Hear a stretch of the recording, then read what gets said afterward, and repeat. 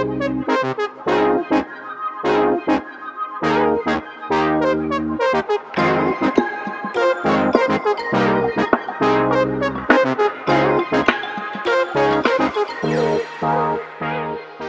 right, good morning in my side, good afternoon for you guys. I hope everyone is having an awesome day. So, today we're talking about money matters, and I'll be very brief. So, we're talking about money mindset, budgeting, how to start saving, how to invest, understanding credit, debit, and setting smart goals. Susan, like she said, my 9 to 5 is business analyst. It's like an IT role where you just enable change different when in your organization. For example, when there's a change or maybe there's a system change or an application change, we just help them make sure that the change goes smoothly. That's my day job. And then at night, I do the remaining, which is of course I'm a mom. I have 2 kids, one 13-year-old, almost 14-year-old actually, and the other one is a 10-year-old. And but also what I do by the side is I try to educate families, tell them about the system here, what they need to do, what kind of accounts they need to open, and how to basically set yourself up for success in the financial world, especially here in Canada, because it's definitely a different terrain.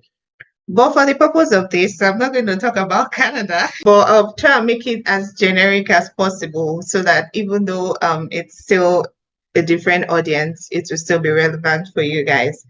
So yeah, that's basically what I do. And again, I'm passionate about moms because I'm a mom and at least I wear those shoes. So it's easy for me to kind of relate with moms. Okay. Okay.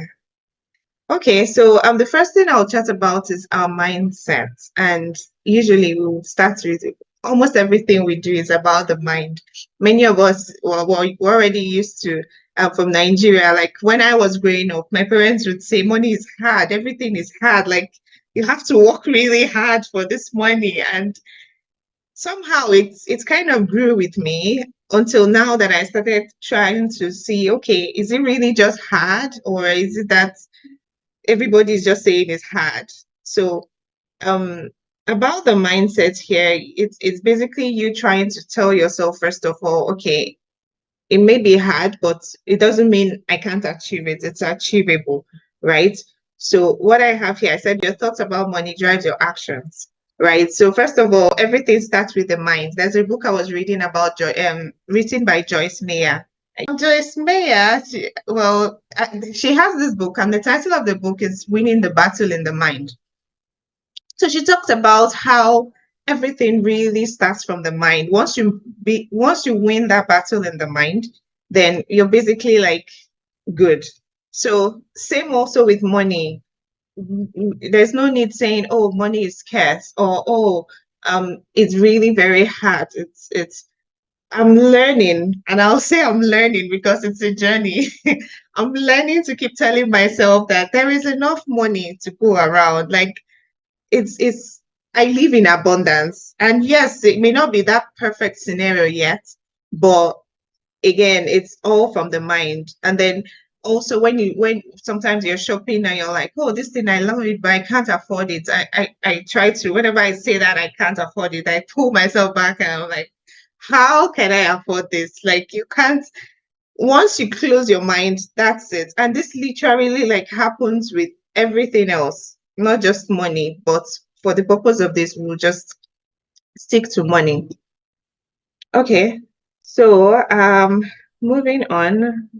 Okay, so now the next thing we'll chat about is budgeting. And again, you guys know, most of you or everyone would know about budgeting. And this is basically telling your money where it should go instead of wondering at the end of the month where your salary went, right?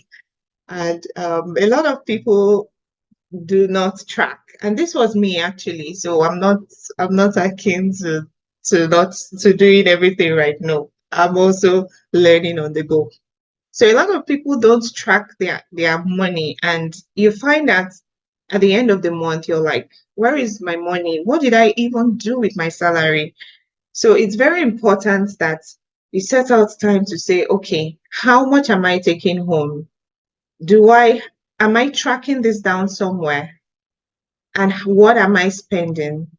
What is coming in? And how much am I saving? That's another very important thing. A lot of people don't save, especially in this um Canada, like US. A lot of people don't save, and not because they don't want to, but because they don't just have a system that works. And when I say system, I mean like they don't just take their time to like say, okay, I want to budget. I want to make sure my money should be going where it's going. And these days, there are a lot of tools that can help. When I started initially tracking, I started with Excel. Excel has some very simple to use templates. Basically, what comes in, what goes out, how much at the end of the month. That's pretty basic. But now there are a lot of apps, a lot of apps. Here I use My Money. I don't know what you guys may have in Ireland, but there are a lot of apps one can use to track, and it's basically to tell yourself, okay, this is how much I want to spend. And it's kind of cautious, like it's just like when you're writing something, the way they say when you write something, the greater chance when you write something, you have higher chances of accomplishing it, right? And that's what they usually say, which is true anyway. So it's the same thing when you have a budget. You may not necessarily get to like, this is exactly what I planned, but it's like a caution for you that, I've told myself I'm not going to spend this.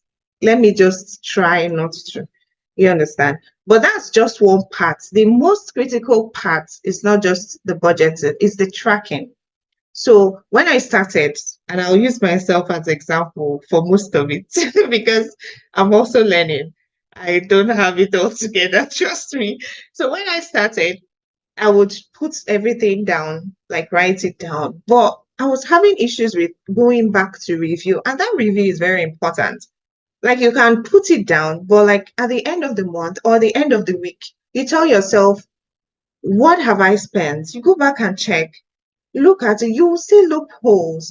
And especially all these other little subscriptions here and there, oh, Amazon here, oh, this one here, like all those some small change, you'll be thinking, oh, this doesn't really matter. In the end, everything adds up. Before you know what's happening, you're like, where did $100 go?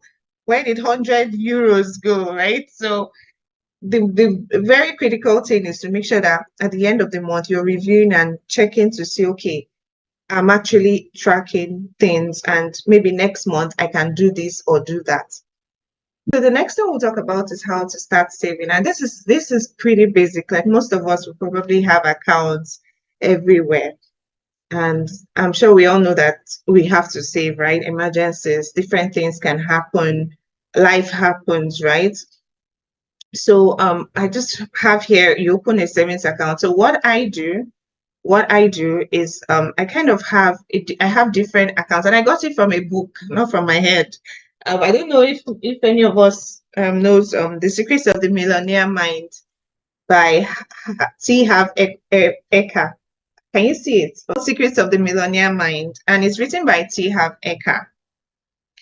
It's a phenomenal book that actually changed my mindset about money and how to think, because the truth is, when you start your entrepreneurship journey, it's a totally different ball game. It's the way you think as an employee is different, and it's a huge change, and I'm still in the process. I'm not there. So he breaks it down like how you need, everything starts from your head, and how to actually set yourself up for success if you want to start to embrace the millionaire mindset and embrace everything that comes with being a millionaire, how your attitude should change and all of that. But part of what I'll be bringing out here from that book is where he talked about having different accounts. So you like you have different accounts for different purposes, and the reason is to also send a message to your brain to say, I am ready for saving. This girl is serious about saving. It's not just spending. So you have like the freedom, your financial freedom account. You have the play account. The play account is like where you just put money. every month. Like you can't just be saving. You have to put some money for play, some money for going to the restaurant or taking the kids somewhere, right? Even if it's 10%, whatever it is, you need to save that as well. And then you have long-term savings, you have education if you're going to school or you're learning any course or even for your personal development, you have that account. Then you have necessities account. Usually this one would be like a huge chunk of it, maybe 50% of your salary or more. And then you have give accounts because you want to also give, right? When you go to church, you give. If you have charities, you want to give and all of that.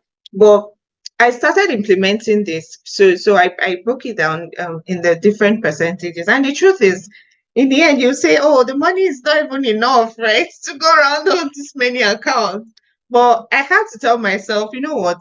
Even if it's $10 every day, no, well, maybe not every day, but every month, or let's say bi-weekly or whatever it is, right?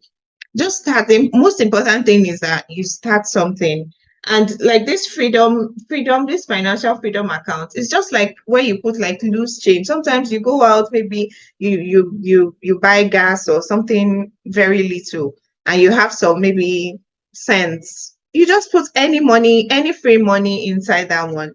And then your long-term savings, anything you maybe you're saving for in retirement, this is money you probably will not touch. And then give account what you want to give and all. And then another thing that's helped me is automating. So most of these bank apps now they have where you can automate your transactions. So once my money comes in, my money disappears to all the different accounts without me telling it to go anywhere, just so that at least that is like, okay, I don't have to force myself. If I have to spend from there, then it means I'm actually going there to spend. So that helps as well. But the key thing is wherever you are, just start something. No matter how little, it would save you at the end of the day. Okay, so the next thing I'll chat about is investing. So growing your money. And the truth is don't just let your money keep stay in one place or don't just work for money. You have to let your money work for you. And what does this mean? It just means that there are investments that you can do. There's always one investment, one somewhere. There's always something. You just need to do your own analysis and make sure that you're investing in the right place. But don't just put your money in a savings account that is not yielding anything. And don't wait for your money to reach 1 million before you invest.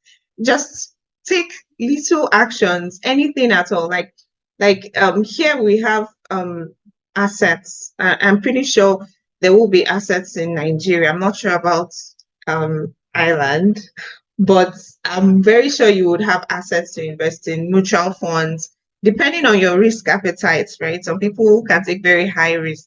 Those that can take high risk should go for higher investments. But again, if you depending on your appetite, you want to check and say, okay, what do I need this money for, and how long do I need this money to grow for? So, for example, for me, I have a daughter. She's going to be 14 this in August, and she's going to go into the university in 4 years. So, any money I'm saving for her towards her education, I don't want to keep it in a risky investment because I know I'm going to need it in 4 years, right? So that's something I'm very cognizant of. So I have a different account for her own kind of investment. Then I have where, okay, this one is long term. I put it there and forget it. When the market is going up, coming down, it will shall normalize when it's time ahead. Then another thing is here, and I believe it's also applicable in the UK, entrepreneurship. I don't know how for you guys or for us, I know that most of the time when you have like a side business, it helps you reduce your taxes. Is that the same in the UK? Are you able to reduce your taxes when you have a side like a job, not a job, a side business or a company or something else apart from your 9 to 5?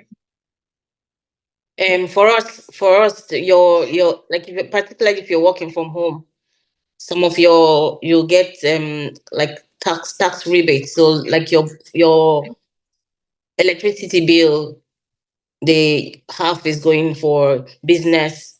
Okay. It just Beautiful. supports So you, it's the same and your thing. and your tax Okay. once a Okay. year, like yeah. Yeah. Yeah, it's the same thing. So here, the government actually gives us refunds. They give you refunds when you, depending on how much your expenses are, you can always write it off. So it's a plus for you when you have like a side business. So it's another way of reducing your tax.